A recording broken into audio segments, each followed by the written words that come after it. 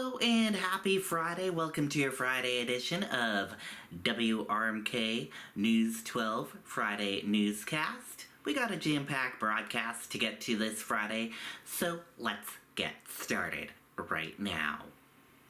First up, Allenstown incident prompted by fake swatting call, police say.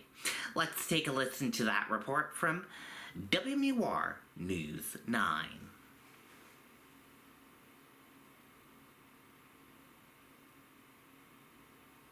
Tonight, not one, but two fake phone calls that brought a massive police response to an Allenstown neighborhood. The callers claiming somebody had been shot inside a home this afternoon on Sullivan Drive, but police say none of this was true.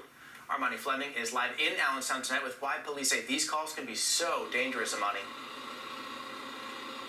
Well, Steve, police say not only do these fake calls scare people, but they also take the focus and the assets away from police who are oftentimes doing life-saving work. I thought it was real. I really did. Panic and confusion for people living on Sullivan Road in Allenstown when officers told them to evacuate Thursday afternoon. It was kind of scary when I saw the SWAT truck come up through here. All of them told by police that they were responding to a possible shooting at a house on their street. Everybody's asking questions. They didn't know what was going on. The initial anonymous call came from someone pretending to be a boy who just shot his own mom. We made contact with the homeowner who was not at the address at the time, and it appears that this was an incident of a swatting call. Then a second hoax call to police, this time from a fake neighbor saying they'd heard the gunshots too. Police say swatting pulls valuable resources from other communities that may need them.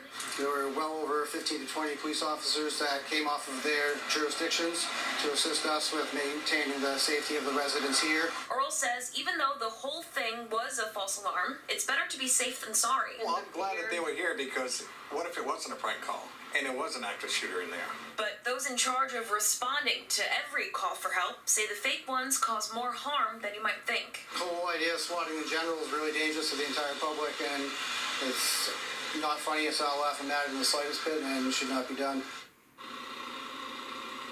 And Allenstown police tell us they're now beginning the work to track down the people or the person these two fake calls came from today.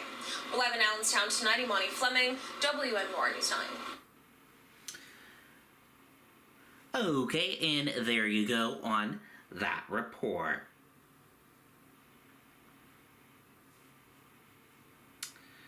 Governor candidate Joyce Craig focuses on clean energy plans.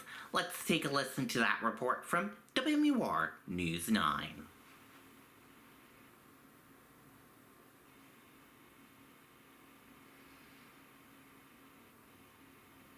Joyce Craig toured a solar array in Nashua Thursday, saying if she's elected governor, New Hampshire will refocus on green energy, lifting limits on solar power projects, and taking a more proactive role in developing offshore wind power in the Gulf of Maine. Projects like this help us reduce our carbon footprints, lower costs for our taxpayers, and it's why we need to make projects like this easier to build and allow more residents, businesses, and nonprofits to participate in net metering. Craig is also calling for the state to fund incentives for electric vehicles and invest more in energy efficiency programs. And when will costs go down under your plan? I would have to assess that as we go, but, when residents are seeing the benefit and investing in renewable energy, they will see their costs come down. Leaders in the environmental movement say the most immediate payoff from Craig's plan would be jobs. I think investments in a workforce, there's already legislation that has been passed. I think we have a tremendous opportunity for a clean energy workforce to be more assertively developed. And that means traditional trades as well as the high tech. Adam Sexton, WMUR News 9. Hi, I'm Tim Walz, and I'm proud to be Kamala's pick for vice president. If we want to win in November, we need grassroots supporters like you stepping up and pitching in right.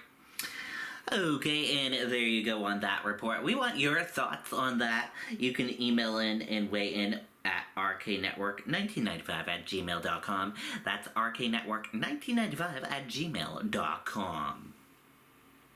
Do you agree with Joyce Craig? Yes or no? Let us know. We want your thoughts and opinions.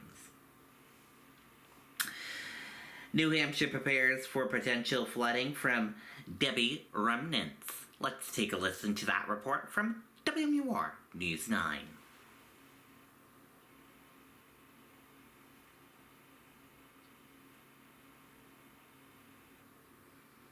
Officials are planning to open the state's Emergency Operations Center at noon today as they monitor the potential impact from the remnants of Debbie. Now, a flood watch does take effect later on at noon today for northern New Hampshire and goes through tomorrow morning.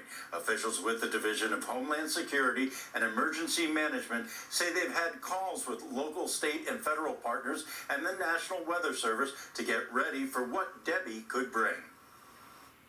Some of the weather that's expected could lead to flooding. It could lead to flooding in areas that just recently saw a lot of flooding, especially in the North Country. So we want to make sure that people in those areas are prepared in case flooding does occur. Now, Fish and Game is also urging hikers to watch the forecast. The heavy rain could cause mountain streams to become impassable, and officials are strongly suggesting you hold off on starting any hikes and wait for a better day. Now, you can find tips for preparing for floods and what to do if your area gets saturated by heading to readynh.gov. Reporting live in Concord, Ray Brewer, WMUR News 9. Okay, and there you go on that report. New body video of Trump attempted assassination released. Let's take a listen to that report from NBC News.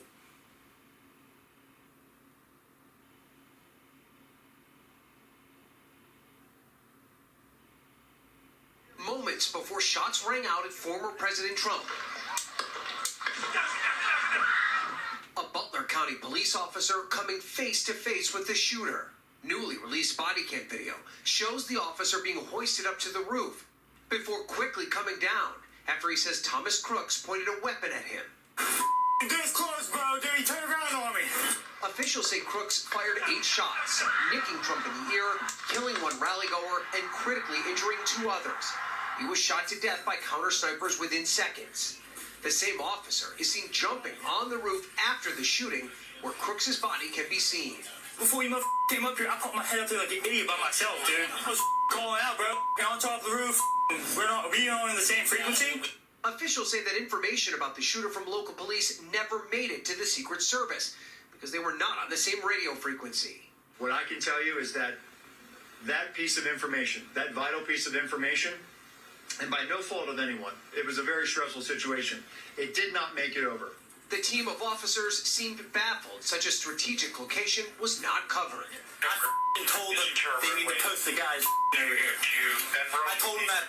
One officer saying he specifically warned the Secret Service to guard the roof days before the rally. The Secret Service. I told them that Tuesday. I told them to post guys over here. In a statement, the Secret Service said they are looking at the video, but admitted the agency failed and are reviewing and updating our protective policies and procedures in order to ensure a tragedy like this never occurs again.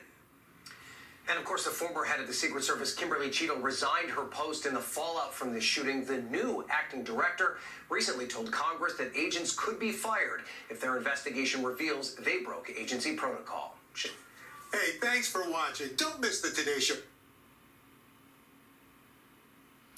Okay, and there you go on that report. That does it for this Friday edition of WRMK News 12 Newscast. Thank you for watching, and have a great rest of your Friday, and we'll see you back here on Monday. Have a great weekend as well. Goodbye.